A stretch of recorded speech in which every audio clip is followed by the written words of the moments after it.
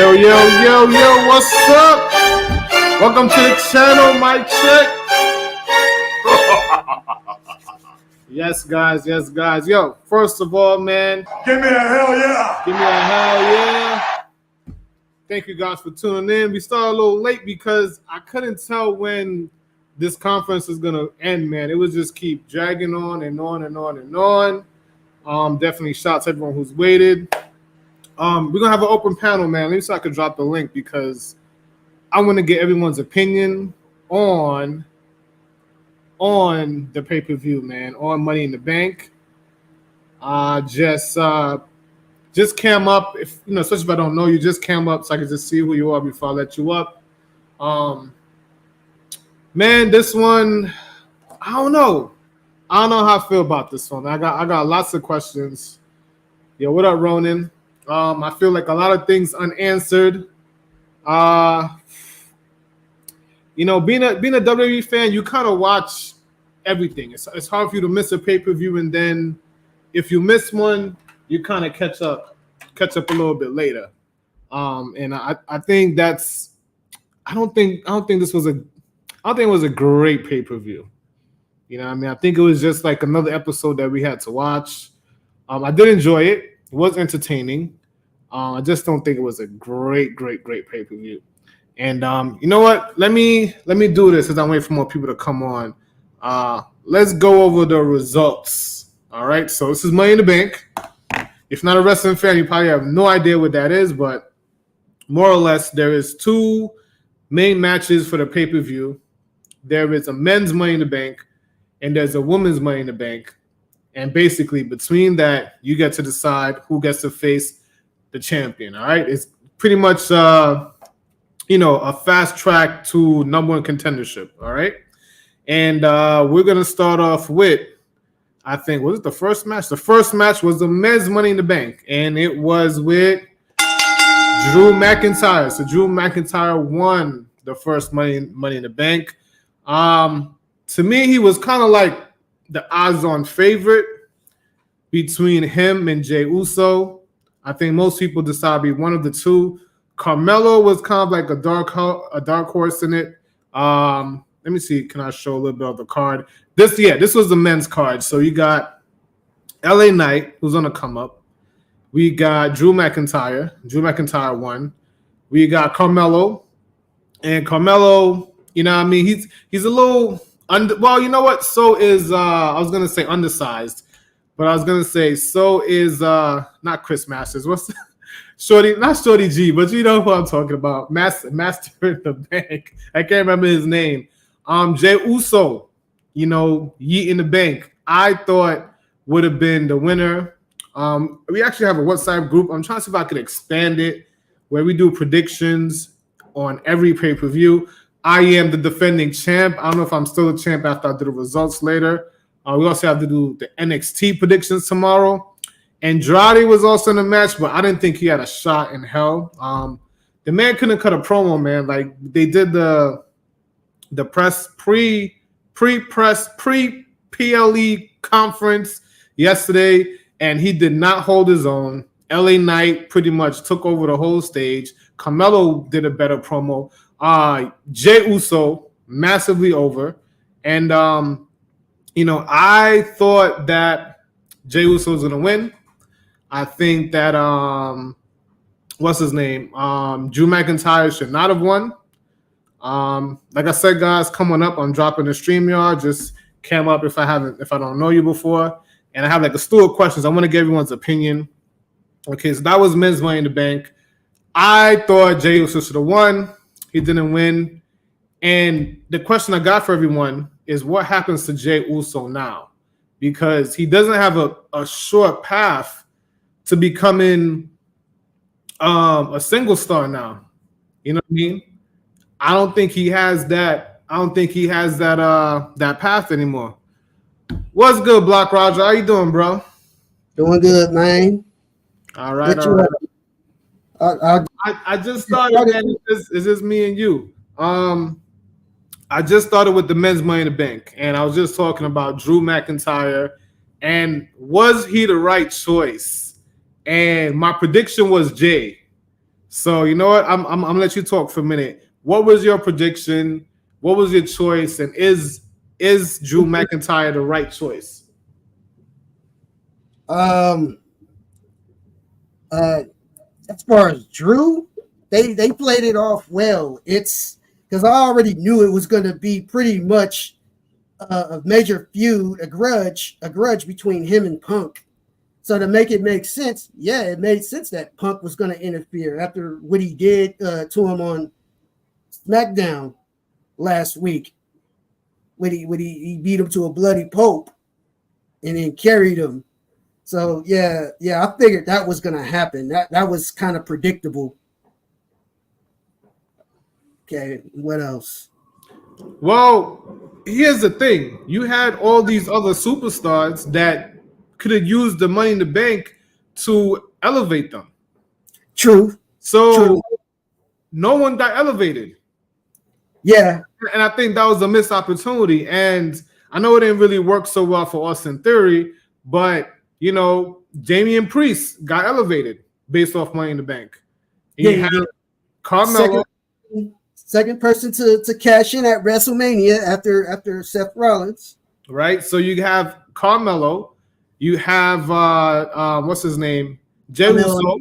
Yeah. And you also have wait, who's this over here? I can't even see what over there. Oh, we also have not what's his name? I can't remember his name. Alpha Academy dude. I can't remember his name right Chad now. Gable. And you got Chad Gable. So the mini-me Kurt Angle. Right. And I don't think LA Knight needs it because I think he's probably, you know, after they need to give him the mid-carder title first because that's those are the workhorse titles, and then give him the world title. That's what they usually do when you're a fan favorite like that. They did it with Austin. They did it with Michaels. Yeah, but he already kind of headlined a pay-per-view with Roman already. So to me, I think he's kind of, you know, he's kind of mid-up card in my opinion. He's mid-up card. They need to give him the mid-card title. That's where he's at. Well, I know he wasn't going to win because he still has an open program with Logan Paul. So, you know, Logan Paul eventually got to lose that title and give it to someone who's going to be on TV. And I think he's the best person to do it. Right? Yeah, it makes sense to give it to have LA Knight beat him for it. Or anybody, really. Give it. Carmelo Anthony turned heel when he left NXT and started going on SmackDown. So it won't make sense to give it to him because that's two heels. It's got to be a babyface that gets it. I don't know, because Damian wasn't really a babyface. He was a heel, so it won't make sense to have him drop it to a heel unless it's like a triple threat match. On a one-on-one program, it ain't gonna make sense to put him up against a heel because it's heel versus heel. What did you think about what do you think about the match itself, the Money in the Bank match? Like, how do you think it was done? The spots were all right. I wish they could have used the table spot. The girls did the table spot. I'm gonna get to the girls, but go ahead. That's next. Yep. I'm only for the most part. It was a good match, action wise. They just didn't do the table spot I wanted them to do. I think it was tame. I think LA Knight and Drew, they ain't really trying to do all that. Because if you look at the spots that were done, it was mainly guys. Yeah, right. They're not the aerobatic type wrestlers like everybody else was in that match. That's why they put the other smaller guys aside from Knight and Drew in there. Those are the high flyers that are going to do all the exciting stuff in the match. Because even the Chad Gable spot that he hit LA Knight with was it a belly overhead onto the ladder out the ring to the floor? Yeah, that's a hardcore bump, but he didn't do nothing like really like high. LA Knight didn't do nothing like high flying flips from high elevation. He just did like a regular hardcore through the ladder spot, like something similar to like which you would see Taz do the Sabu in ECW back in the day. Only the spot would be through a table. Like he'd suplex Taz over the ropes. Right. Like a T-bone suplex over the ropes through a table. It was, I think it was mild. I wouldn't say it was tame. It was mild. Nothing. Yeah, it was. Which kind of brings me to the women's Money in the Bank. And first off, we got to say who won. It was definitely Tiffy time. I rightly predicted Tiffy time was going to win. I think it is her time. You know what I mean? I think it was really between her and Chelsea. I think no one else had a chance. It was either going to be her or Chelsea. EO, you won last year. You wasn't getting it. Valkyra, you need some more work. Zoe, I don't even know why you on the main roster. Naomi, it could have been you. You was a dark horse because I'm thinking you kind of put that in your deal when you re-sign that they got to give you a title shot in the near future. But, you know, to me, it's Tiffany or Chelsea and, well, Canada Chelsea. You know what I mean? What you think? Or what was your thoughts? Yeah, I kind of figured Tiffany was going to get it.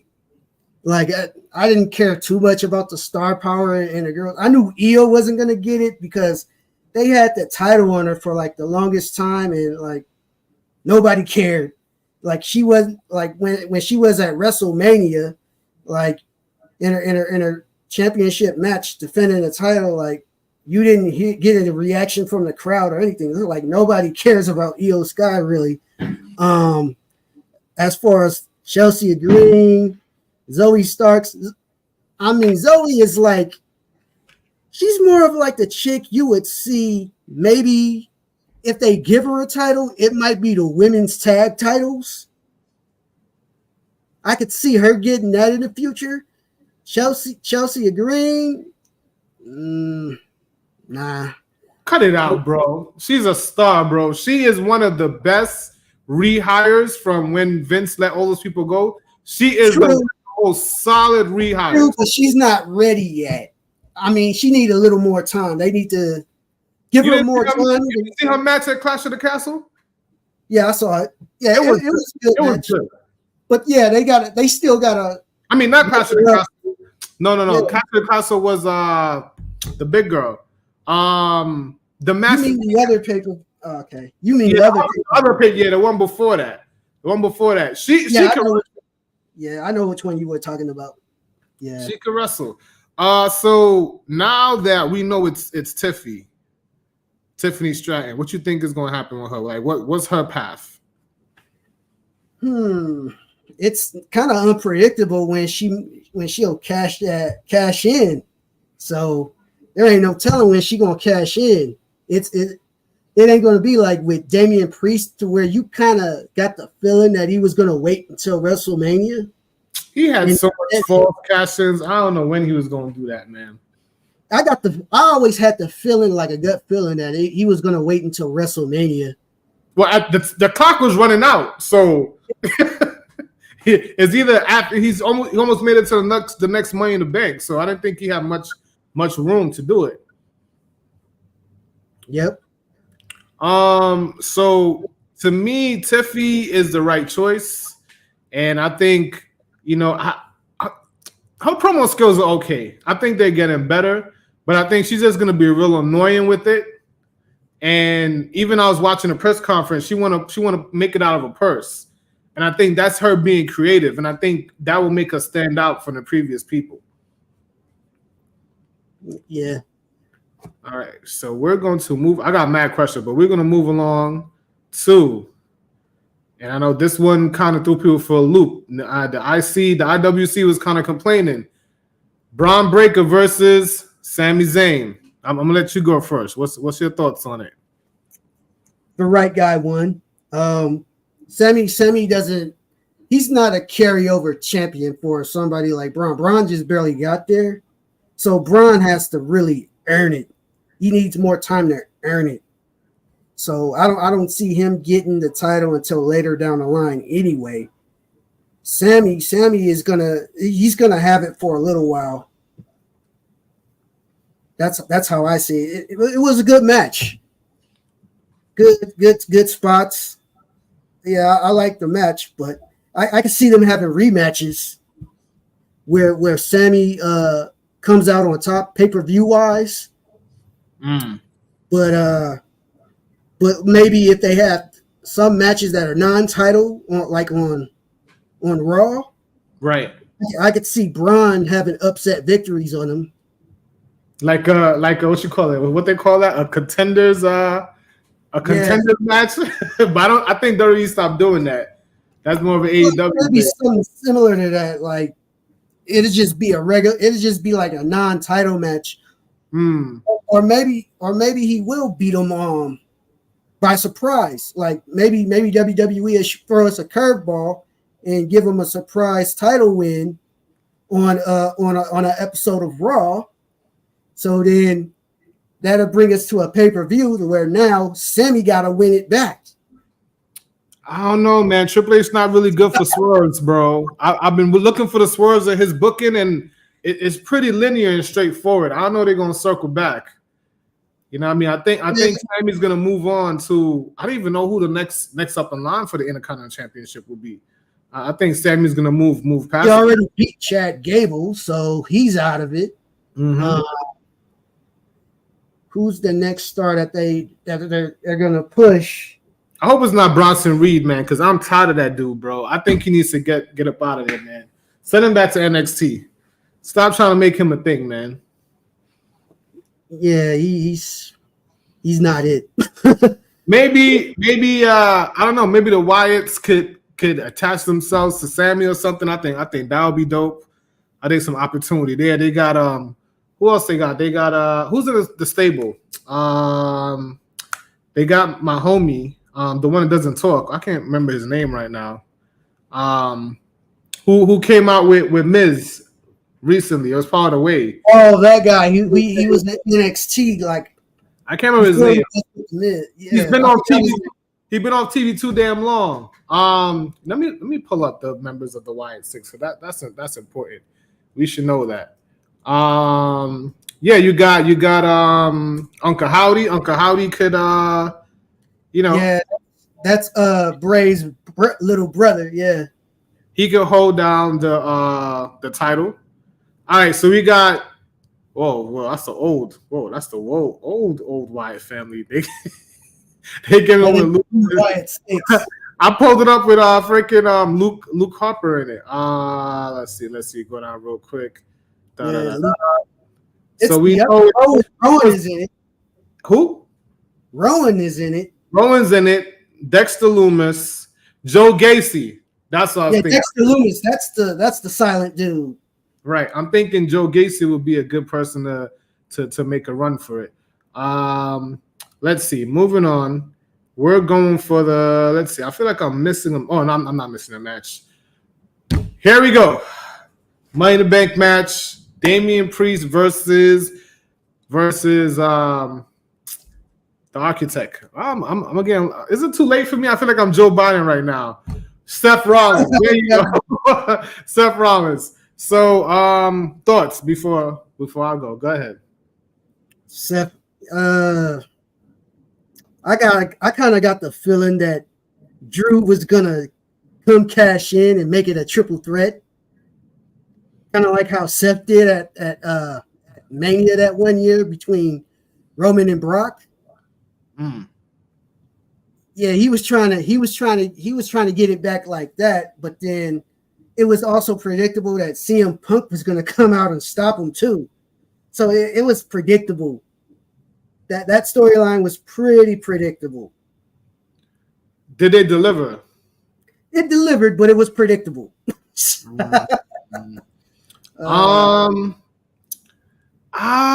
Let's see. I'm happy of the result because I didn't want Damian to lose it. And I know Seth was gonna win, but I know they couldn't put over Damian clean over Seth. So some shenanigans had to get down. And then the stipulations were that Damian had to leave the Judgment Day, which would have been a good thing in my opinion. And Seth can never challenge Damian again while he's champ. So so that means Seth can't challenge him no more because he didn't win the triple threat. after the cash in. So now the beef with Punk is not just Drew, it's with Seth too. That's right. That's right. And I like how they're getting smart now and just putting things together. I like that little brief interaction with CM Punk and Seth Rollins. I thought that was good. I like how they cut CM Punk's shirts to make him look more brolic than he is. and he goes and he kind of lays in on beat the brakes off of what's his name? Off of who's the guy that cashed in? I'm getting real tired tonight. Drew McIntyre? Drew McIntyre, there we go. So he kind of because he's supposed to be hurt, right? So he's not cleared, but he's doing a lot of physicalities because they had Drew beat him on SmackDown, right? Well, they didn't really show him beating him, but they showed him carrying him and he was bloody and all that. But tonight we saw him taking a chair, hammering it, jumping in the ring, moving around. He looked like he's ready. So hopefully he gets cleared. Oh yeah, he should be. But it kind of shows me like what they're gonna do next because he has to go beat Gunther now. I don't think that's possible. I don't think he's gonna beat Gunther, and they already planting the seeds that Finn is looking at him a little crazy. Yeah, I could see him splitting up from Judgment Day anyway, because him and Finn have some animosity, and then they get to the point to where Finn will start challenging him for the title. So yeah, I think he has to lose it. He has to lose it. He would have to lose it to Gunther, and then we could do a Judgment Day civil war or implosion, or maybe Mommy might be back by then. But it's I don't think he's beating Gunther. I don't see it, and that way we could put Seth to the side without why he's not in title contention. And then, of course, you got CM Punk and Drew, and possibly they might throw Seth in the mix. Because we know CM Punk has to fight Seth at some point. We know that has to happen. All right, now we're going on to wait. Let me see. I think I have a question in between that. Because I take notes. I take this serious. You know what I mean? So,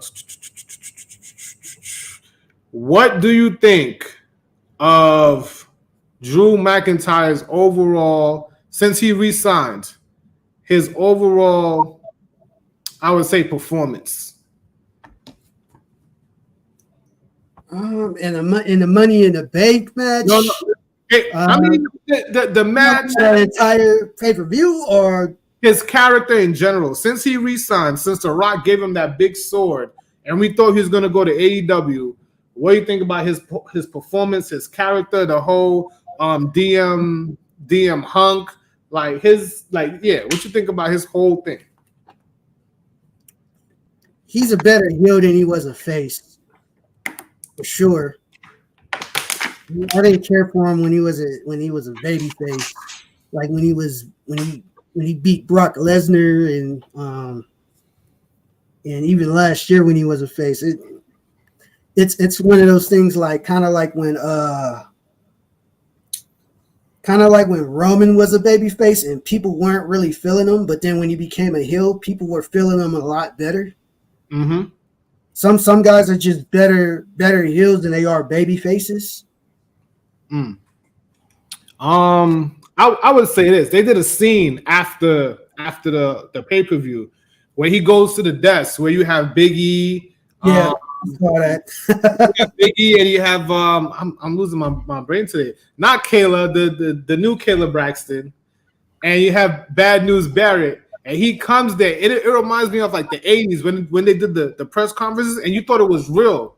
He came through. He got into it with Nick Aldis, with not Ace. I'm saying Ace Diamond, but the GM for Raw, and fuck, I forgot his name too. Wait. It was late, but he pushes him, and they interact, and look like they was about to fight, and then Ray Barrett got in between them. And I was like, yo, this is great character work, man. Like, I think this is top tier Drew. I don't think his stock ever been any higher. That's called a good. Yeah, that's a good angle that they did right there. Good kayfabe angle. It's a work. That's what they call it. It's called a work. But it looks like a shoot, and you don't want to work yourself into a shoot, but it looks like a shoot. Yeah, but it's a work. Yo, Andrew, man, I was talking to you on WhatsApp, bro. I know you got a lot of comments. Just give me your full rundown. We didn't talk about the Bloodline match yet, but you can talk about all the 4 matches prior. Give me your feedback, bro. Where can I begin? Start with the men's Money in the Bank. I must have. Money in the Bank.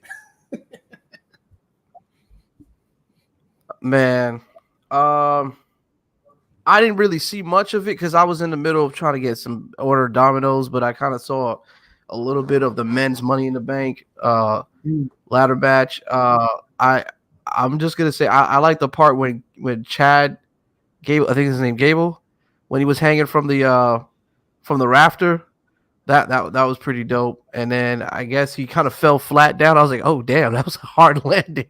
I was like, is he all right?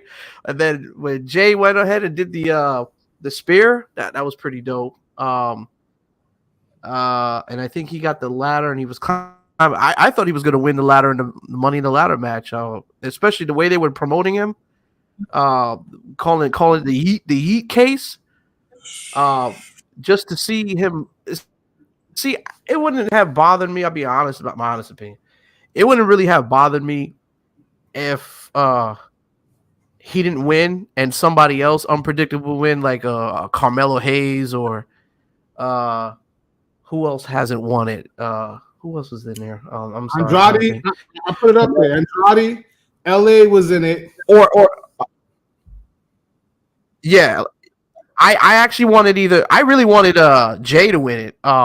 But I thought if Jay wasn't going to win it, they would have given it to at least LA Knight, because he didn't win it last year, I believe. So they should have at least given him, because he was trying to get that title for the longest time, chasing that title. But we were in the Roman Reigns era with the Tribal Chief going on with the hundreds of days of reigning as champion. But did you see the girls? Yeah, man. Drew won that. How many times are they gonna give Drew McIntyre chances to win that title, man? Like, come on. This is, to me, I don't know. Yeah, where he beat Brock Lesnar. Okay, listen, if I was gonna write the match Money in the Bank, I would have had at least, it would have made better sense if AJ Lee would have came in and pushed Drew McIntyre off the ladder and he fell down to the table. Because listen, he took the bracelet, man. Listen, he took the family bracelet. It would have made better sense if AJ Lee. I was expecting AJ Lee to return tonight, but instead it was another. He actually won the Money in the Bank clean, and I was like, wow. So that's what we going? That's what we doing again? Jesus. Yeah. I mean, come on, man. Like, I wanted to slap the holy crap out of the writers, man.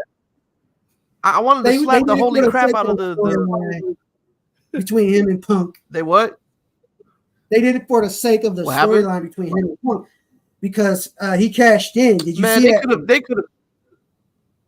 Yeah, I've seen that, but they could have did something different, man. They could have rewrote it something different. It was just a waste of a Money in the Bank.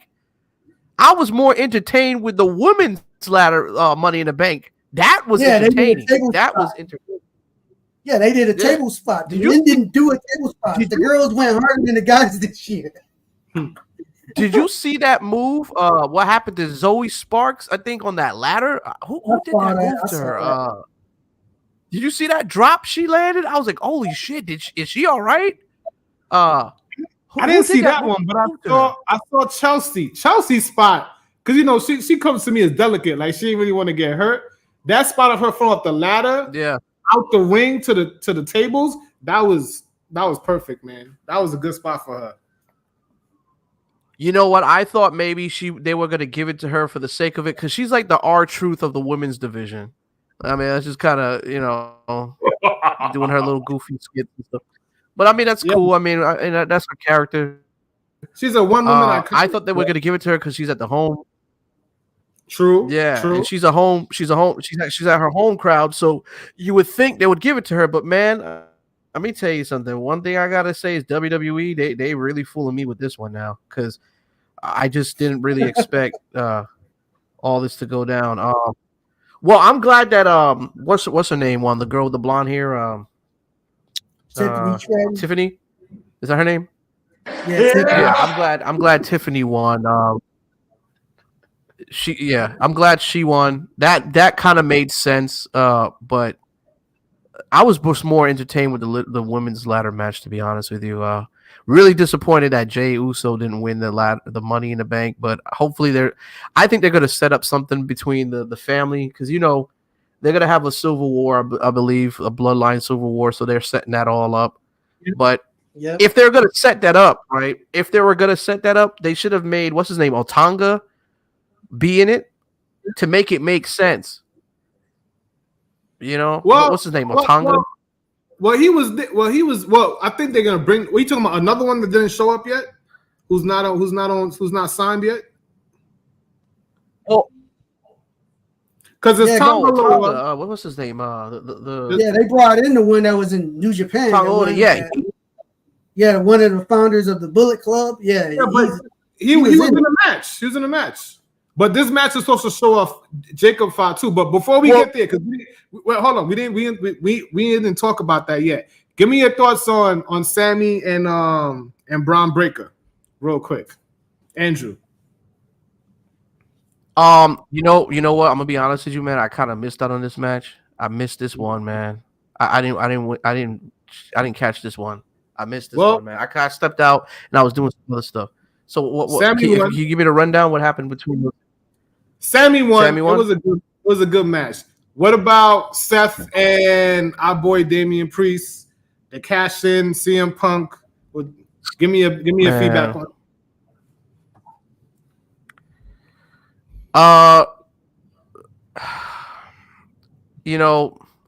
I just feel like this is just deja vu. Just everything's just all happening all over again. This is just I'm just getting a feel of WrestleMania all over again, man. It's like, God damn, man. It's like, come on. The writer should have did something better, than something unique, man. But it was the match overall was okay. It was just too predictable, man. You kind of knew what was gonna happen. Seth, I don't know what's going on with Seth. I think fatherhood is catching up to him, man. With the injuries and everything, he just didn't really look too good, especially when he was trying to pick up Priest. He's trying to suplex Priest off the top rope. I'm like, damn, what the hell is going on with Seth, man? He gotta hit the gym or something. It looked crazy. Remember, Priest is a big guy. I don't think people know how big Priest is. Yeah, he's 7 foot tall almost. Yeah, Seth is 5'11", if I'm not mistaken. So he makes up for his size a lot. But yeah, that was a little rough. I saw that, but he made it work. He didn't botch it. He caught it, but it didn't look nice. It didn't look pretty. You know what I mean? All right. Nah. So I do. Go ahead. No, I mean, when Drew McIntyre came and he was kind of like teasing the whole match and joint like that, and then when he finally came, I believe, and he cashed in the Money in the Bank, I was like, okay, well, I guess he's going to prove to everybody, hey, I'm a man of my word. I said I was going to do it, and he was going to actually do it. He said he was going to win Money in the Bank. He won it. He said he's going to cash it in and win the championship, but that didn't happen. So, well, he did cash it in there, and he did, but he didn't win the championship. So I don't know what type of meltdown we're going to see on Monday night from Drew McIntyre. He already started melting down, bro. Did you see the post show? Yeah, he's going to be PMS and everything. Yo, and that's Oh, I didn't see the post show. No, I didn't see that. But I'm gonna say this though. Go ahead. I was gonna say this, man. If I was gonna rewrite the whole story, if I was gonna rewrite the story, I would have had AJ Lee push him off the fucking ladder and make him drop like 7 feet in the air down to the tables. That would have been cool as hell. And then like she would just come in with a hoodie, you wouldn't even know who she is. All you see is just this figure pushing him down. And the next minute, oh my God, it's AJ Lee, you know, and the whole crowd would go crazy. It would be a big pop, right? And then she goes and she just takes her bracelet off of Drew McIntyre's wrist. That would have made sense. And then the whole crowd would have been, holy shit, she's back, right? And then you would have Drew have a meltdown in the post conference, and I would have him say, "Oh, you had to send your wife to do your job, you pussy. You couldn't do it yourself." Like, you gotta do something that's gonna be entertaining. That's gonna, like, you can't just do the whole same predictable stuff, man. To me, I just think it was a waste of the case. It shows it doesn't show any value in the case now. They just completely destroyed with AJ Lee, though. That's kind of stretching it because she's not even signed with WWE, so it wouldn't make sense for her to come in. Well, I mean, she's messing with the family, man. She took the family bracelet. Lily, wasn't it that their family dog or something? Something like listen, or was it? I don't know. Listen, Punk addressed it during the conference. He don't want to speak for her. She's also doing other things. So we don't know if they could put her in it, but it's WWE, bro. If they want to sign AJ Lee, they could sign her tomorrow, have her show up on Raw. Like, it's nothing. You know what I mean? Yeah. But he said that he didn't want to say never that she would be in the storyline. But yeah, with the bracelet, you would think that she might do a run-in, you know? Yeah. Yep. But I just think it just devalues the whole the men's money in the briefcase thing. That was just a waste. So you think it would have been better given to somebody else to elevate them, right? Yes. It would because if it was somebody new, then you could bring somebody into the story of that title match to disrupt all of them later on down. Because everybody will just, you know how they patiently wait, you know, long-term booking. WWE has always been good with doing long-term booking. So when you create a long-term booking in a story, let's just say if somebody holding a briefcase for a while, it creates anticipation. And then some people may forget after some time. And then all of a sudden that person's music hits and then you wouldn't even expect it. And he goes and he cashes it in. I mean, to me, I just didn't understand it was senseless of Drew McIntyre winning that briefcase tonight. Well, I would add this. They didn't want to give it to LA because LA is gonna go he's gonna go against Logan Paul. And I think Jey Uso is gonna be pulled into the bloodline vortex. And Andrade wasn't ready. And Carmelo Hayes hasn't been built up enough. Yeah. So I could see why they did that, you know. And I think what's his name? Why am I keep calling him Shorty G, man? Damn you, Vince. Yeah, but Jey Uso is just way too over, man. He's way over. He's a super freaking face. We haven't had a strong face like that in a long time. He's way too over. I think he should have won that and he should have won the briefcase. I agree. Because you could have had him cash it in a long-term booking. You could still put him in the storyline with the Bloodline Saga storyline and have him still have the case. You know, that way you create the long-term booking. I just think he would have to win, though. He would have to win. He would have to win. Of course he's gonna win. But it would be epic. It would be epic once he cashes it and he finally wins it. I think Hunter doesn't want to put himself in that Austin Theory situation again. Also, because if you give it to him, he has to win it. Drew doesn't have to win it. You know what I mean? So yeah, but Jay's too over though. He's gonna win it. They're gonna give it to him. He's way too over as a face. Way too over as a face. Yeah, definitely is. So let me talk to you. Let's talk about the Bloodline match because that's what we was up to right now. I'm gonna let you go first, Roger. Go ahead. All right. Which one? The last match. So Triple H, I don't know if you guys noticed, he's been only doing 5 matches per PLE. So yeah, I noticed noticed that. Yeah. So everyone can't get on. And I'm like, okay. And he made a comment about waiting for a 7-hour pay-per-view. Like, I don't know if it was a jab at AEW or not, but he definitely mentioned that. But yeah, let's talk about the Bloodline, the main event. What you guys think? Your boy Jacob Fatu debut in the ring debut. Well, match debut, you could say. It was. I'm impressed.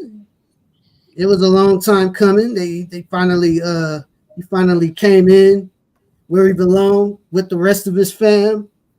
In the booking on it, the booking made sense because you got to put over the new bloodline since it just barely started.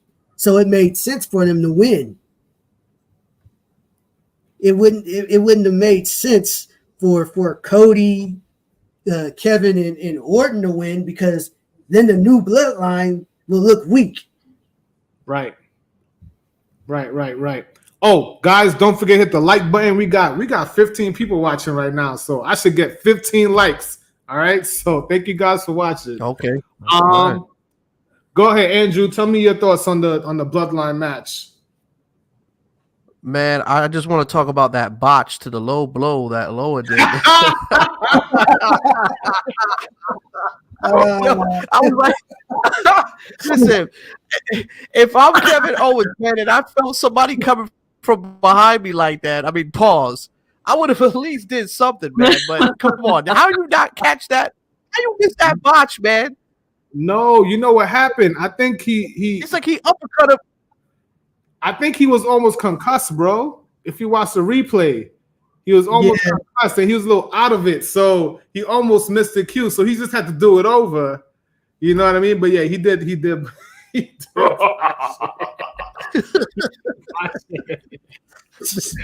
thought that was hilarious. Ridiculous, man. What do you think about Jacob? What do you think about Jacob Fatu, man? Jacob Fatu. I'm still getting used to the guys' names, man. To be honest, because they're fairly new. He's the one with the short hair, correct? No, he's the one with the dreads. Well, the dreads. Oh, hey, that guy. Let me tell you something, man. If Rey Mysterio was a Samoan, that's Fatu right there. Like the guy's moves is amazing. The way he moves like a Lucha Libre, man. With that size, unbelievable. Yeah, that's vicious. I never seen a big guy like move that fast in the ring like that. But he pulled off a good performance, man. I think they're trying to spoon feed us because he didn't do too much, but he did just enough to give us a glimpse. We're going to see more of him in the next coming weeks, and we're going to see more of his art. See him pull out more of his arsenal, so to speak. So I want you guys to look at this. Look how quickly they made these unknown Usos in a main event match. We don't even know much about the Tonga brothers. Jacob Fatu just showed up last week, and they're headlining a PLE, and we care about it. You know what I mean? So, and the title wasn't even on the line, bro. Like I think at first I was a little skeptical. I didn't like the whole, Solo being tribal chief thing, but now I'm with it. I'm all with it. Especially what they did to Heyman last week. I am in. They pulled me back into the Bloodline storyline. I can't believe it. Well, it's the storyline itself is a saga, so it's going to keep you entertained. I think people are they're knowing what to anticipate. I mean, this is just a setup for Roman, Jimmy, and Jay to collaborate to go against the new Bloodline. So I don't know how they're going to get them all together on the same page because the old Bloodline is just completely demasticated. Like they're doing their own thing. So somehow I think, and like I said, I mean, I would love to be a WWE writer because I would definitely freaking push that. What I would do, right, is I would try to at least somehow. It's gonna have to be a point where, because let me tell you something. one thing about the twins, Jay and Jimmy, there's always a mutual respect there. Because even Jay said, "Hey, man, I don't want no parts of the new bloodline." But I told Jimmy to come back over here. It seems like Jay still cares about Jimmy, right? So somehow it's gonna be where Jimmy gets back, and I think the crowd's gonna pop, and they're gonna like completely beat the crap out of Jimmy, right? To where Jay's in the building, and then Jay's gonna say, "You know what? I can't deal with this anymore." And then that's when Jay's gonna come in to Jimmy's defense, and then that's when you're gonna have them align with themselves back again, right? And I think it's gonna be them against Jimmy and Jay fighting them off for weeks. But the numbers game keeps catching up, and eventually, that's when you're gonna see the return of Roman Reigns.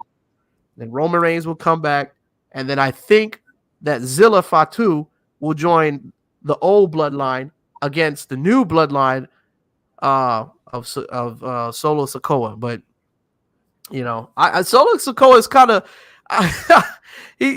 he's kind of selling me a little bit on this new tribal chief thing. I think it's quite funny because this is a guy who's had like 44 losses, and now he's like the tribal chief now. He more hungry. I think it's listen. He's hypocritical. How he beat John Cena. Don't forget. Yeah. Wow. He beat his ass. Don't get it twisted. John Cena out of his prime, not Super Cena though. He didn't beat Super Cena. He beat John Cena, the retired John Cena. Well, you know what? I'm glad you brought that up because I'm gonna segue into John Cena real quick. What do you guys think about John Cena's retirement? Tour, announcement of the retirement tour. He's not actually retiring; he's going on his last lap per se. Yeah, I figured he was going to do that because he's basically doing what The Rock was doing in the 2000s, which is kind of leaving wrestling for Hollywood. So, like, you start seeing him do more and more movies, like The Rock started doing in the late 90s, early 2000s, until eventually he just went full Hollywood.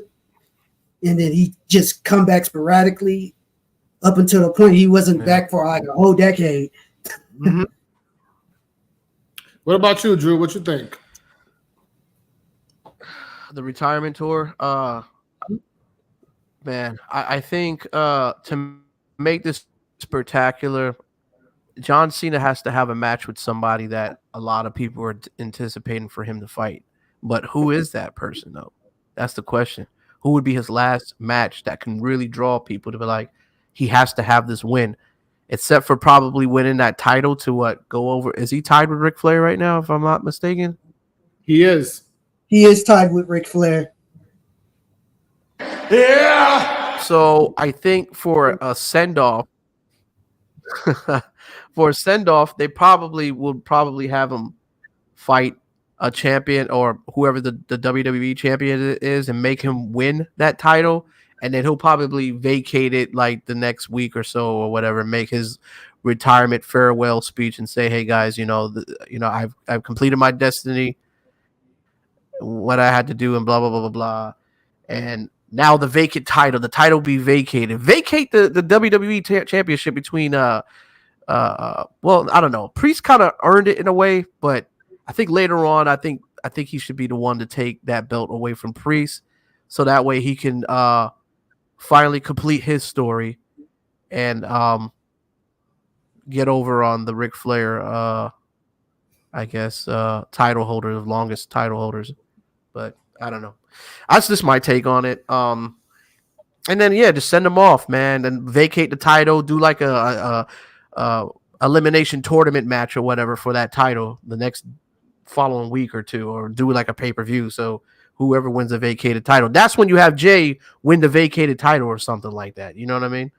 But I think John Cena should send him off by winning the title. That's just my opinion. When you said finish his story, I automatically think Cody Rhodes. So they have to get into it. They have to get into it. They have to get into it. There has to be Cody versus John Cena, and they got to do it. And it doesn't matter who wins, honestly, but they just have to do it. So I think they're gonna do the send off that they should have done for Edge, You know what I mean? If Edge was a little bit malleable, but he wants to go do crazy shit.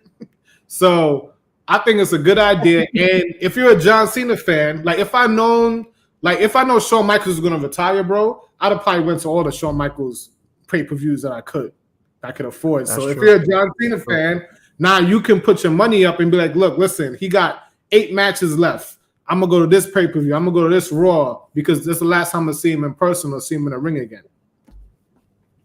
I'm gonna definitely be at Mania in Vegas. It's just like this time, Tijuana ain't too far.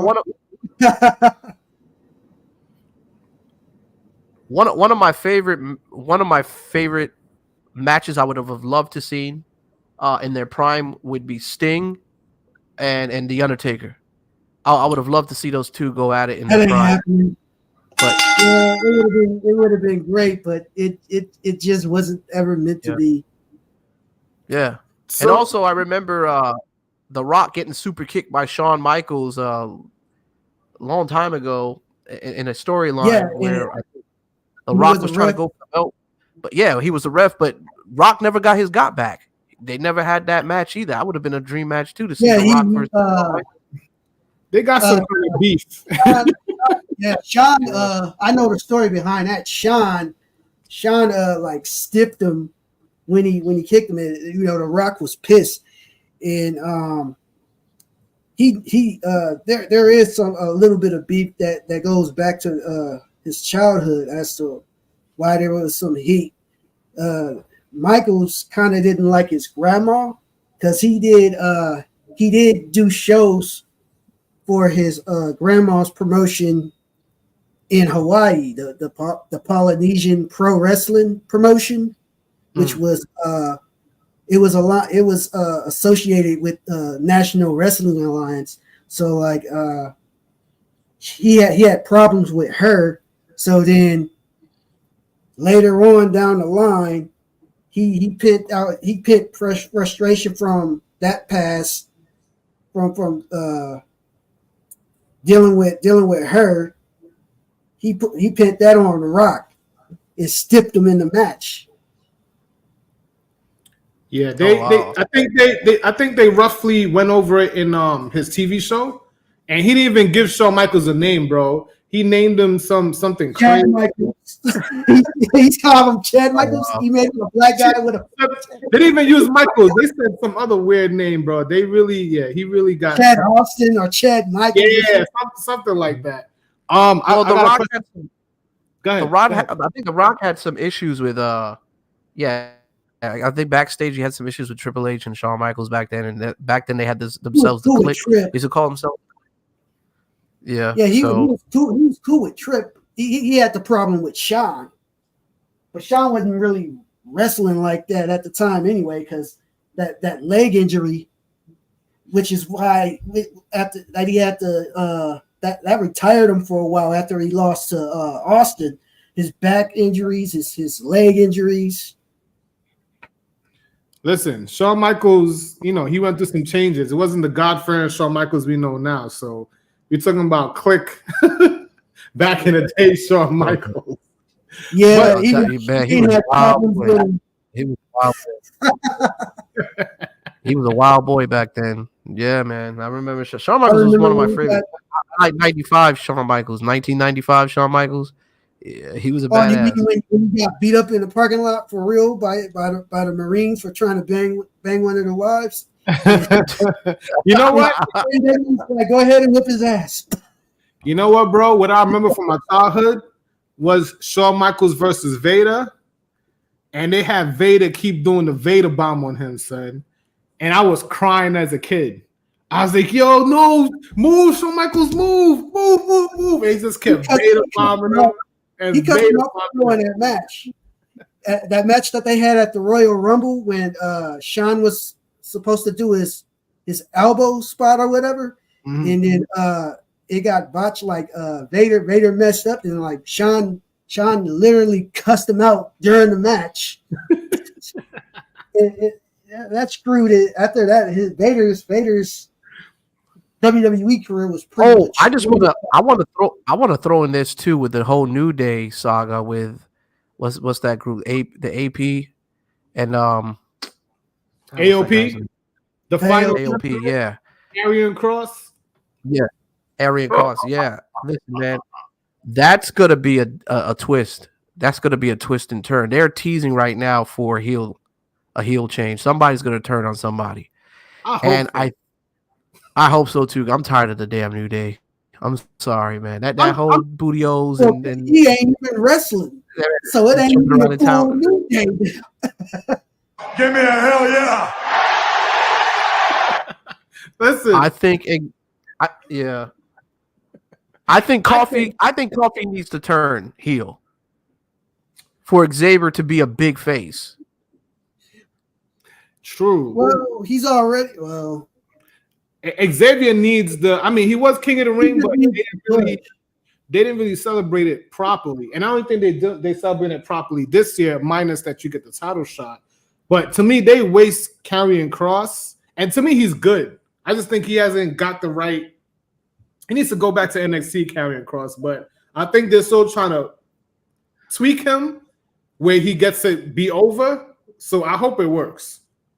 I think my prediction is this. I think there's going to be a twist. I think Karrion Cross and Coffee's secretly working with each other, TikTok, and eventually time's up.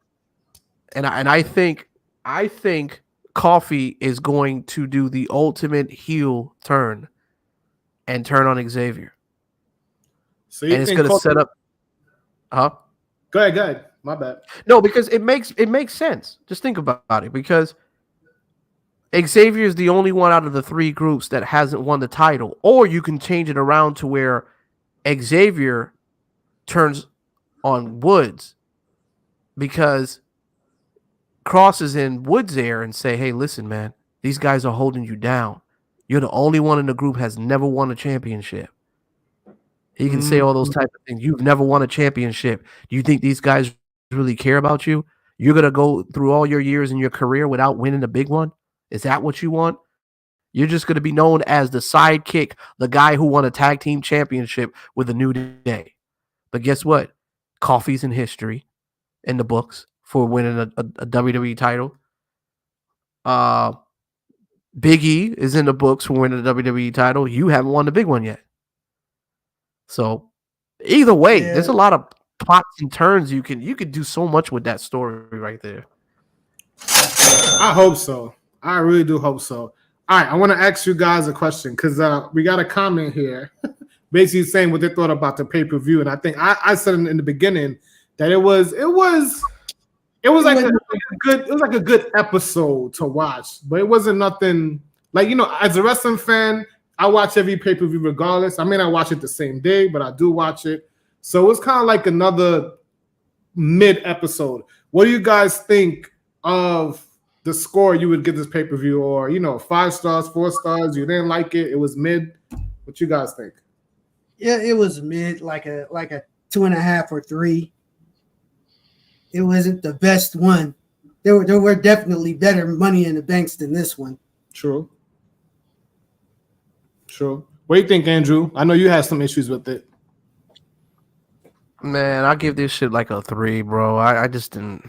The whole thing to me, you just don't hype up Jey Uso as one of your top baby faces, top face, and then on top of it, you got him saying the yeet case. You got him on the cover holding the Money in the Bank. So in people's minds, it's like we're anticipating for him to get that briefcase, and then you have Drew McIntyre again with more chances. What was the writers thinking? You might have a point, man. They can rehabilitate him though. They can rehab him. He still got the Fireflies. Right, but they didn't. Man, listen. How you name yourself main event Jey Uso, but you can't win a main event? You can't win the big one because now it's looking like Jey just can't win the big one. You know what? You're right. Am I wrong for saying it? No, yeah, bro, you're dead on. You're dead on. Yeah, they're saving the big win for him. So go ahead, Andrew. They're gonna have to save a big win for him. I'm saying that they're gonna have to save a big win for him to win. I think the next biggest pay-per-view for him to actually win it, I would have to say the Royal Rumble. It would have to be the Royal Rumble. When's the next big pay-per-view? I mean, SummerSlam. I don't see him being back into the. No, Yeah, but what do you do with Jey Uso? So it's got to. So maybe he'll be like in a. Yeah, what do you do with him? Unless they're setting up. They're gonna set up for Survivor Series. The only thing that makes sense. Unless they're setting him up. Yeah, right. The only thing that makes sense is that there's going to be Roman's got to be coming back very soon. That's why they're probably doing this, because they're setting up for the rivalry of the blood. You could tell the bloodline rivalry is coming. You got Solo already telling people acknowledge me, and he's wearing the like. Come on, man. He's kind of looking like a mini, handicap version of a Roman Reigns. You know what I mean? Like a Down syndrome Roman Reigns with his short little arms and stuff. I don't know. I'm just messing around with Solo, but I'm just saying. So I'm glad you. It's just funny, man. So two things I'm gonna throw in with that. How is Roman being over more than he's not here?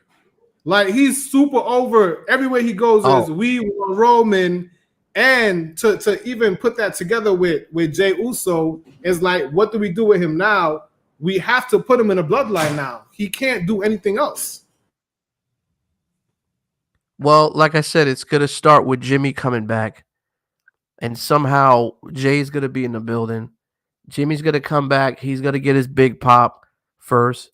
Then he's probably gonna, fight his way, and obviously, fight his way through the bloodline, and eventually, it's gonna be it's just gonna be Jimmy versus the new bloodline, and he's gonna be getting beat up all the time because the numbers game is gonna keep on catching up to him. I mean, he'll probably have Cody and KO and Orton there to help him out a little bit, but it's just too much of a numbers game because they're just too packed right now, the new bloodline. So it's gonna get to a point where Jay is gonna be in the building, maybe at a pay-per-view, and then next minute you will hear Jey Uso's song just pop out of nowhere while Jimmy's getting beat up by the new bloodline, and then you have him racing down, and then the crowd is gonna go crazy because they're like, "Oh shit, the Usos are back!" And the next minute, Jay is helping Jimmy fight off the Usos, but then they're just stretching it. It's gonna be a story where it stretches, and it's gonna set up for Roman's return. People are gonna be crying because when Paul Heyman reunites with Roman, it's not gonna be a dry eye in that building. It's gonna be Paul Heyman and Jimmy and Jay getting back together. It's gonna be crazy. And if they bring the taller Fatu, or even if they manage to bring Sammy back, it's gonna be pure cinema. Yeah, I think that's what they're setting up. I think Sammy's gonna drop the belt too. I think he's gonna drop it to I think him and what's that guy's name? Braun. They're gonna have another match again. I think Braun. You don't think so? They might do it like maybe on an episode. Who's he gonna drop it to? See, this is what I don't like about Triple H booking. It's very linear. So I don't think he's gonna spin the block. I think he might spin the block one more time with Braun. I think Braun is gonna catch it this time. And that's gonna set up for Zammy to go ahead and join the new bloodline. And then Zilla Fatu, he's gonna join with Roman because that's Roman's cousin. Right. I think they call him Tyler. I think that's what they do. I think they named. Yeah. I think they trademarked or copyrighted Tyler Fatu or something already, or Tyler Tonga or something like that. But my question is, where does The Rock fit in all this? Because The Rock is coming back for his get back. I'm pretty sure with Cody, because he did say to Cody, "Hey, you beat my cousin. That story is over. Our story is just beginning." Mama Rose. I think The Rock is gonna. I think The Rock's gonna come back and just whoop that candy ass, and he's gonna take that title from Cody. And I think from there on out, they'll have their storyline. Rock's gonna get the title. He's gonna take it off of Cody, and then somehow I think Rock is going to get in the mix with the new with the new bloodline, to where they're going against Roman and his old bloodline, and I think it's going to set up to where Roman and The Rock will fight each other for that title at the next WrestleMania, and I think that's when Roman will regain that title back from beating The Rock. I kind of see that setting up. You can't go wrong with the bloodline, bro. It doesn't matter. No, It really doesn't matter. You got too many fly people in there. You got Roman, you got the Wise Man, you got Solo, you got Jacob Fatu, you got Jimmy and Jay. They can't screw it up. I don't see how it's possible. Well, on another note, I was just thinking too, but for the meantime, what do you do with Jay? Unless he's starting a feud with the Fireflies, with the White family or something like that, which I don't think he wants any part of that. Yeah, he just might. So, They just might set know. something up like Captain Howdy. But Captain Howdy is fucking with Chad Gable right now. So Chad, yeah, I don't know. Yeah, they're fucking with Chad, oh, man. Wait, I don't think it's Captain Howdy. What's this guy's name? Uncle Howdy. I mean Uncle Howdy. Yeah. Captain Howdy. Captain Howdy. Uncle Howdy. That was good. Let me see what else I got for you. What do you guys think of CM Punk? He's back again. I know you may not like it. It's kind of predictable, but I mean, he's a main event. It's just another rerun. It's a rerun episode over again. Drew McIntyre is gonna PMS. He's gonna get upset, and he's probably gonna call out CM Punk and all this. But don't we like PMS? Don't we like Drew McIntyre? Don't we like that? At this point, Drew's probably gonna end up committing suicide, man. Like, I mean, this man's gonna have a nervous breakdown, man. Like, just imagine. I don't know what the hell. What exactly can he do next? He's gonna have to run CM Punk over with a car or some shit to take him out. He's gonna hold Raw hostage. I could see him just Claymore kicking everybody. He is, yeah. He got into it with he got into it. What's his name? What's the GM of Raw? He got into it with Nick Aldis, and he got into it with the GM of Raw. I forgot. I keep remembering he had something Diamond when he used to wrestle. But who's the GM of Raw? Is he finally gonna quit? Is he finally gonna quit this time? He's never gonna quit, bro. Who's the GM of Raw? The guy that used to be GM. Yeah, I can't. I don't know his name either. I know what you mean. I know what he looks like. Yeah. The bald dude. Yeah. Adam Pearce. God damn it. Adam Pearce. Yeah. I gotta take my ginger Globa, man, because it's too late at night. Adam. All right. Let's see. I'm about to wrap it up. Let's see what else we gotta go through it. So I think we touched on a lot, man. Let's talk about NXT real quick because NXT Heat Wave is tomorrow. What's you guys' thoughts on NXT? I think it might actually end up being a better pay-per-view than the Money in the Bank one.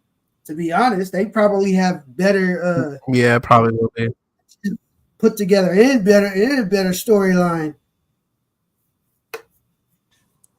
I mean, I'll be honest. It's the women's matches, in my opinion, bro. Like, I want to see Jada Parker and I want to see Lola Vice.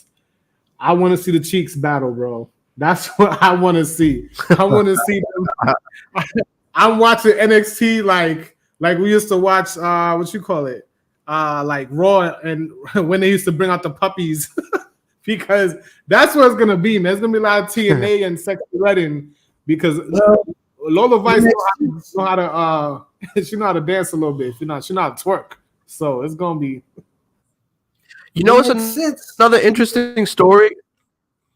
You know what's another interesting story, and I totally forgot is the the Judgment Day situation with them and Liv Morgan. I think that's pretty interesting. You know, That's Liv going to Morgan's doing a continue. thing though. She's doing top tier work. I think the whole Judgment Day is doing top tier work. And speaking of that you brought that, what do you think about Damian Priest's run as champ? I love his theme music. It's badass. Rise. So I mean, I get a kick out of it whenever he comes out. I mean, it makes him look like a. See, I don't know what to call Priest sometimes, man. I don't even know if he's a heel or if he's a face. He's like in between sometimes. That's called a tweener. I don't think. Yeah, he's definitely a tweener, but he's tweener is correct. He's not a face. He's not a heel because he wants to do everything on his own a little bit, but it just never happens that way. And you see how they zoomed in on my man Finn. You know that they got to go at it. Finn versus Damian. Well, you know at the end of the match, did you see Damian kind of like shake his head at Punk because he knew that he didn't win by himself. He win because, and normally that's not really what heels really do. They usually don't give a shit as long as they get the win and they smile and they walk away. But Damian kind of feels like, hey man, I need to win this fair and square. So he's kind of got some face vibes going on. So I don't know. They're tweaking with him a little bit. They're teasing the breakup a little bit. But so I think. Go ahead, Drew. No, I was saying I think later on they might have a Civil War battle between the Judgment Day, and I think this is when Rhea comes back, and I think it might be Rhea. I think it's gonna be this, right? As crazy as it is, I think it's gonna be Rhea, Dom, and Priest, because Liv is fixing. She's moving the puzzles of the team. If you notice that, she's the manipulator and the master puppet, and she's caught. Remember, she said, "I'm taking everything away from Rhea. What Rhea had, I'm taking everything away, including her family." So I think she's gonna somehow divide the family. Finn Balor, I think, was in on this the whole time. I think he's the master puppet of it. Because remember the hotel key that was put down on the table from Dominic, and all of a sudden it got disappeared. Guess who took that key? Finn Balor. Yeah. And Priest confronted him. Why did you take that key? Oh, well, I was trying to hide it from Dominic. Yeah, okay. We know he went up to that room and got some cheeks. Bro, they saved the Judgment Day. I don't know how they did it, but they saved it from where it was when Edge left. They saved it, and now with Damian Priest being a tweener, it actually makes him interesting because we don't know if he's a face or he's a heel, and we know that there's dissension, and they all look like they're about to break up. And then Carlito in the mix is hilarious too, because he's funny. Not really Judgment Day, but you're cool. You know what I mean? So it's great. I like what they're doing with Damian Priest. I think his run is not as solid because of all these run-ins and all his matches. So I think he's gonna lose to Gunther, go through the whole Civil War with the Judgment Day, and hopefully he comes back out of it, better. I don't know. I may have to disagree. I just don't think it makes any sense Gunther winning the championship for what? I mean, who does he have any beef with? Unless, I don't know. Because if you look at it, I don't know. It just depends. They have to build something between those two for me to be convinced that Gunther is going to pin him 1, 2, 3. But if there's no story or no back end to it, and they just have Gunther just beat Damian Priest and then he wins the title, then who does he defend it against next? You know what I realized today? Some people didn't catch. Michael Cole said someone's name that they haven't mentioned in a long time. Brock Lesnar. Yep, he's coming back. We mentioned him on commentary, and if I'm thinking ahead now. The story is the Judgment Day. They don't need the title to be a story, to be interesting. to main event a pay-per-view. You can take the belt off of Priest safely with Judgment J shenanigans, have Gunther win because Gunther is strong, and have Gunther beat. I don't think he's gonna beat Brock, but you could have a Gunther Brock rivalry that's very strong and compelling, that elevates the title at the same time. Yeah, they want to. I think I heard talks about them setting up a Brock Lesnar Gunther feud for WrestleMania next year. Well, that was also last year too, so it didn't work, because of the whole thing with Vince happened, where now they can't really discuss Brock Lesnar all that much until now. So now they could actually set it up because he's in. But the thing is, so you think that should be his final match? Whose final match? Brock Lesnar. No, it ain't his final match. No, he does his. So you think he does his Roman schedule. He does his 2-3 matches a year and deliver and go back to his farm. That's it. Yep. But the thing is that I guess I don't know where you put him in the storyline. Where do you put him in? You put him against Gunther as who's the badass. That's the dream match. Right, but you don't need a title for that. You don't necessarily need a title. Well, they did it before where they have Brock Lesnar win the title and then he goes back. I don't want Brock Lesnar hogging up the title, man. We don't need that. We don't need another Brock Lesnar coming in and holding the title for a whole year, and then we don't see him until only pay-per-views. I don't want that. Well, I definitely don't want Brock. He don't need a title in this stage of his career. He doesn't need the title, man. He doesn't need a title, but the title needs him. I'm gonna tell you why. Because the title only has two previous owners right now. They need someone else to keep the title elevated. So they need Brock as another mainstream champ to carry it over. So now I get that, but don't you want to build on your new talent? Don't you need an outbreak on the next superstars? That's what I'm saying. He doesn't need the title. But the person that beat Brock is going to get built. Right. I think they should just keep it on Damian. I think Damian's just listen. I think they should have him on a winning streak for a while. But I don't think it should be Brock. I really don't. Brock doesn't need a title. I think he should come back and face Gunther. I'm all for that. But as far as them fighting for the belt, I don't know. Okay. I don't know. I got you. I'm gonna play devil's advocate. How are you gonna put Damian over Gunther? How's that happening? I mean, it can. There's a way. There's a way of doing it. How? But most likely it'll probably. I don't see Gunther. I don't see Gunther walking to SummerSlam. I think it's gonna be interference because doesn't he have a beef with somebody, or did he put somebody out of action? One of his members, one of the guys, what's his name? No, he didn't. Imperium. You're talking about Da Vinci. Da Vinci got kicked out, and right now, what's his name is injured. Damn, I'm bad with names. I forgot his name. Yeah. The other member of Imperium. He's Da Vinci. Really, no, Da Vinci's got kicked out. But Da Vinci can come back. He might be injured too, because he's supposed to go to NXT as far as I recollect. But Da Vinci could come back. Da Vinci could come back and be a wild card in that match and interfere and have a beef with Gunther. That would elevate Da Vinci, and that could make maybe right, and that will save Priest from still being champion because of interference.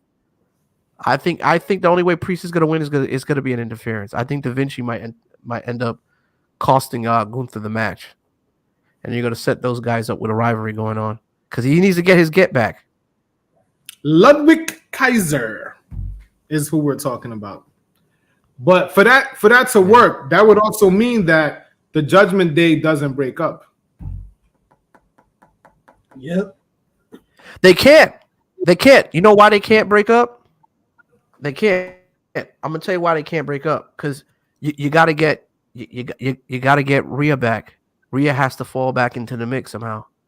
And you think they're gonna let Liv in order hang for them around? to break up? Liv can't be nowhere near the Judgment Day when Rhea come back. Nowhere near. Well, it's well, she's by the Judgment Day now. Mommy's gonna she's pretty much Judgment Day. If you look at it, she's gonna kill you. I can hear it now, bro. Liv, Liv wants her title back too. Yo, real quick, Raha, I think, last time I forgot to ask you, just go over real quickly. I'm about to close out the show, but go over real quickly about your wrestling experience, because I think you said you actually did some amateur wrestling, like you went to wrestling school. Like, just talk about that real quick. I was a high school wrestler, and I went to wrestling school, Bill Anderson School of Hard Knocks Wrestling in Riverside. He's the guy who he's trained Chris Jericho. He's trained Louis Spicolli, the late Louis Spicolli he was in WCW and ECW in the 90s. Let me see, who else did he train? Oh yeah, he trained Sting a little bit back in the day too, in the 80s. So, and also I went to Montclair High with Scorpio Sky. He's actually the first TNT champion in AEW. Yeah, I know him. So yeah, I used to do I did a couple of independent shows when I was training with Bill Anderson. So yeah, I have a little experience in the game as a wrestler. Did you have a finishing move? Did you do like any top rope moves? Was it hard for you? Is it like tell us a little bit about that? I would do like a Shawn Michaels style, Macho Man style elbow drop off the top. I'm more of a technical wrestler. I'm because of that high school freestyle wrestling background. Yeah, I did more the technical hold for hold and submission style wrestling.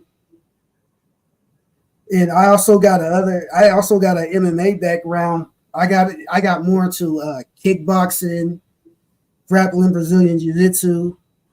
So I know how to do all of the like kind of like the label lock, like Daniel Bryan's, which is actually before you even get put in a crossface, that's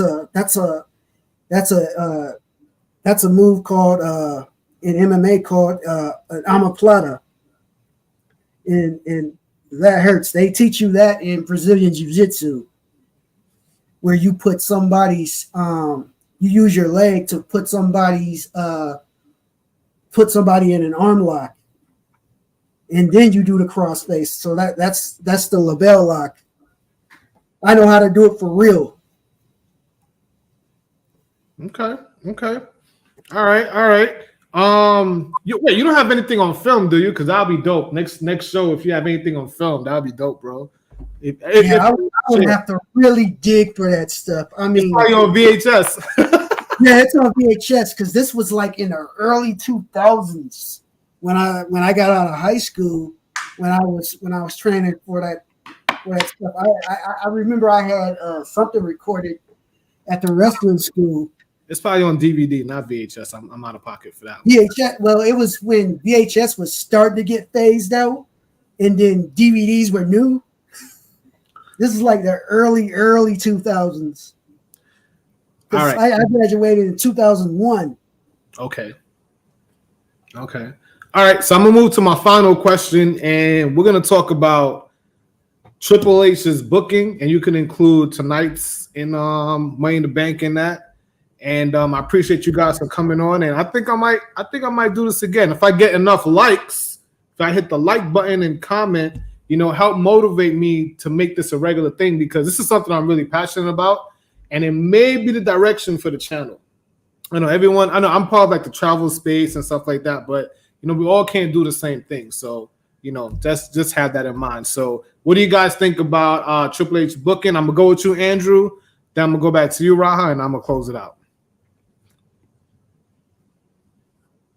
Oh, okay. So compared to Vince McMahon's, just in general, your overall view from if you include tonight, you can include from when he took over as creative officer, all of that stuff. Overall the overall status of WWE. We know it's hot right now. What's your opinion on the booking and the direction and stuff like that? I mean, I think the booking is pretty great. I think the directions is pretty well. I still think he needs other people's supporters, and he also needs to, listen to the fans, man. Listen to the people. I mean, that's the most important thing. That's one thing that I think Vince was out of touch with the fans. But I think the bookings were great. There could be some nights where he can be kind of cold with shows, and I get it sometimes. And like for instance, like this Money in the Bank, I wasn't feeling it at all. I think he could have done a better job with it, especially with the turnout, the waste of the briefcase.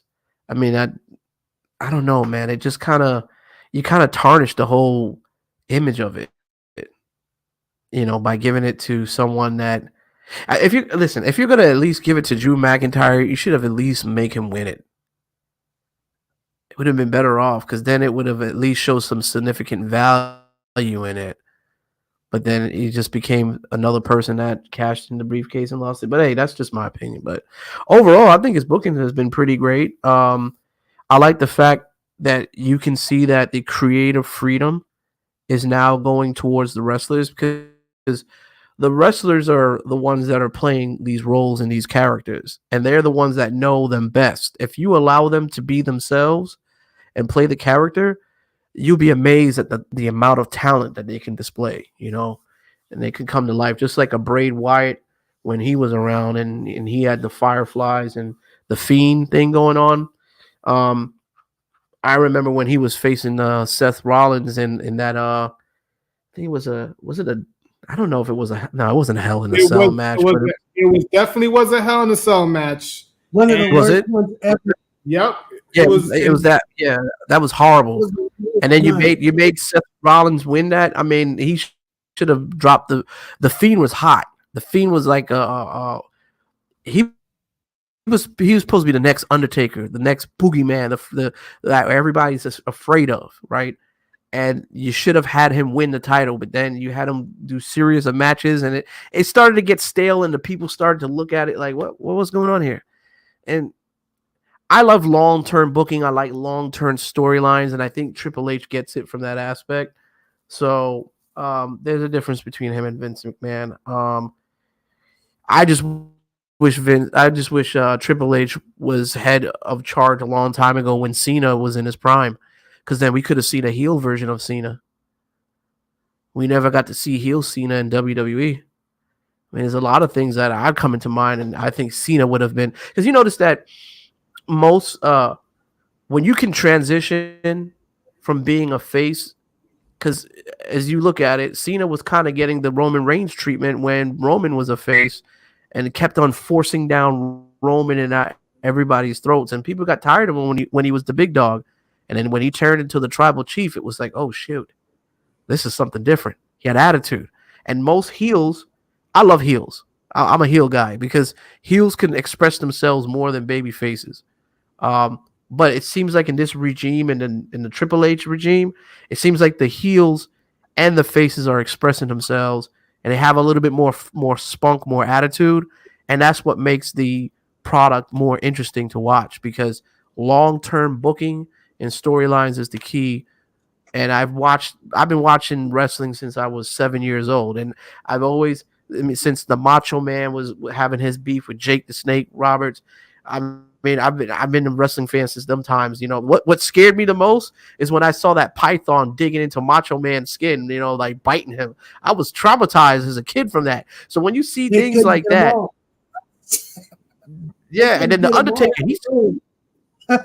Undertaker scared the hell out of me.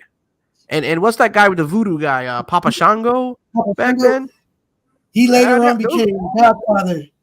the He later Godfather later on. But when he was Papa Shango, he was a scary sight. That man scared me because I remember I was an Ultimate Warrior. I was a big face fan. And when I seen Ultimate Warrior doing that one promo, I believe it was on I think it was like they had superstars on Saturday mornings. Challenge. Yeah. And I remember all that goo that was coming down on the Ultimate Warrior's face, and it was from Papa Shango. Like things like that was traumatizing as a kid. But you love that suspense. Like that's the bookings and the long-term bookings and the storylines is what made wrestling interesting. And I think Triple H is bringing that essence back. So, I'm glad to see it come into full circle, So yeah, I mean, I'll give it like a rating from a scale of 1 to 10. I'll probably give it like a 7.5, close to 8, but we'll see what happens because he's just. Yep. All right. Raha, go ahead. As far as Triple H stepping in, there's a few changes that I like over how Vince was running it. Like Vince really got so far out of touch that it was just time for him to go. His policies sucked.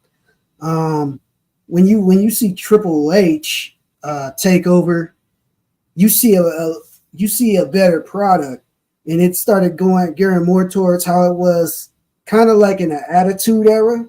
You started seeing a little bit more blood. When it was necessary for the storyline,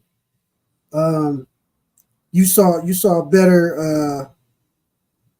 better shoot interviews. Well, not shoot interviews, better interviews, because now they could swear a little bit more. So like they had better dialogue versus like when they had to go on the script that Vince wanted them to go on. And then the storylines are a little bit better too because Triple H is much more in touch with the fans than Vince was. So yeah, it's better under Triple H right now than it was when Vince was still controlling everything. Like it was just time for Vince to go. Well, listen, man, I'm gonna defend Vince a little bit. Well, only storyline and business wise, Vince did start the Bloodline storyline. I know people kind of forget, but it was started under Vince's regime, and we can't deny business is picking up. Triple H is doing what's best for business, but I love the long-term booking. However, it's becoming a little bit predictable, and I miss Vince's swerves. Usually Vince will have one match. You're like, what?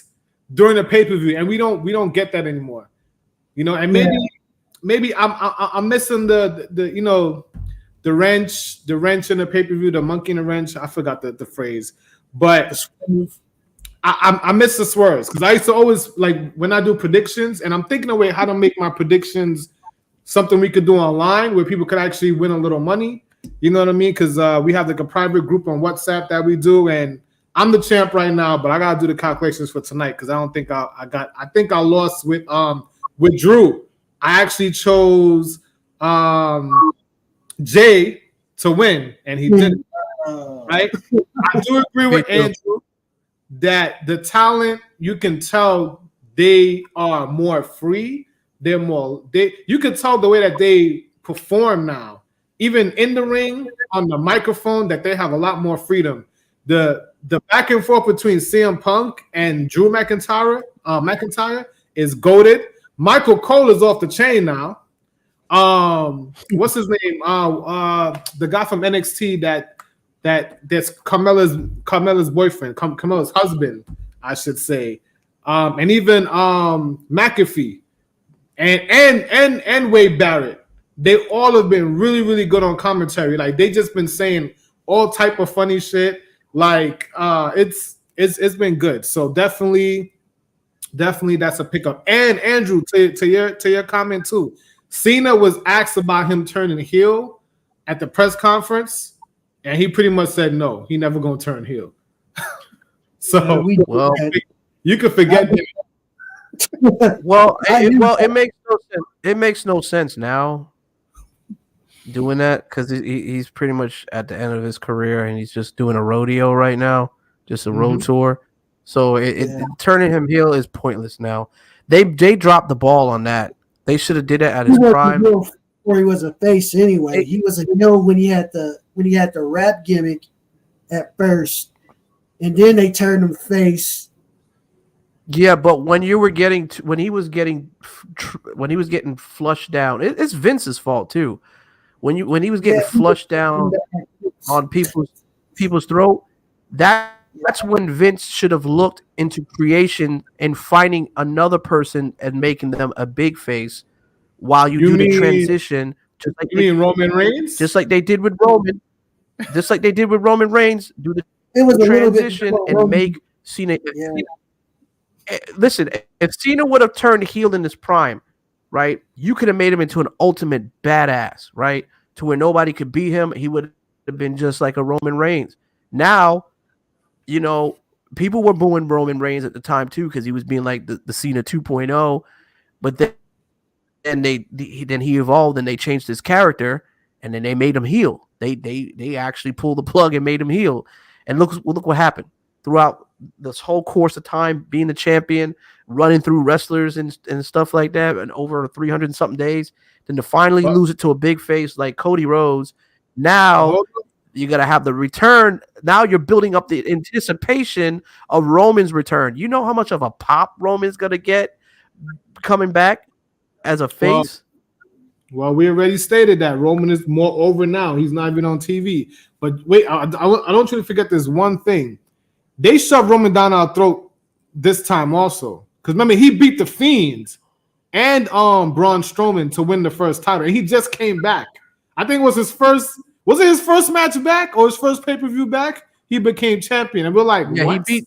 It was a three. It was a three. Well, it didn't make sense at first, but now it made sense. Exactly. And then it was he the beats evolve Brian of a new character. Right, but we didn't know at the time, and then he beats Brian and Edge. Braun Strowman. It was Braun Strowman. It was Braun Strowman at first with the Fiend and that right. Yeah. And that's when Roman got the title because he came in the middle of the match and he finally signed the contract to fight. I mean that was an epic heel move to do. That was unheard of, but it was epic to do that. So he got the title and he pissed people off, but that's what you need. You need that heel heat. So he started to feel that, and then on top of it, that's when Paul Heyman was introduced as his manager, and then they just took the ball and it started to roll. So definitely did. Listen, guys, we're going for an hour and 40 minutes. Thank you so much for joining me. I'm gonna have a better time step, but that conference kept going and long. But I thank you guys. I'm like, when is this shit going in? Yeah, hell yeah.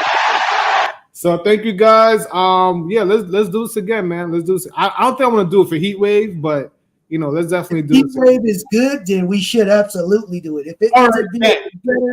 If Heat Wave is good, and I don't think it's not gonna be good because that, not to start all over again, but I think that 4-way match is good for Sean Spears. Is good for Ethan Page. It's good for that new guy, the young OG, and it's definitely good for Whoop That Trick. So it's Williams. Yeah, it's good for business. And what Triple H said, now I'm starting over again. What Triple H said on the conference was NXT is moving to CW. They're gonna be making some changes when they go to CW. Everyone's getting excited, and he also spoke about NXT and that it's going to be even more edgier going on. Not NXT, sorry, on Netflix. Raw going on Netflix is more edgier, and it's going to be a big show. And apparently, John Cena is going to be on that first episode on Netflix too. So it's gonna get crazy. Oh yeah, they're gonna go back to the Attitude Era with it uncensored. It's gonna be more edgier than the Attitude Era. Yeah, that's gonna be great. Let's do it. Let's do More it. blood, more cussing. All right, guys. I appreciate it. We're gonna get out of here. Yeah.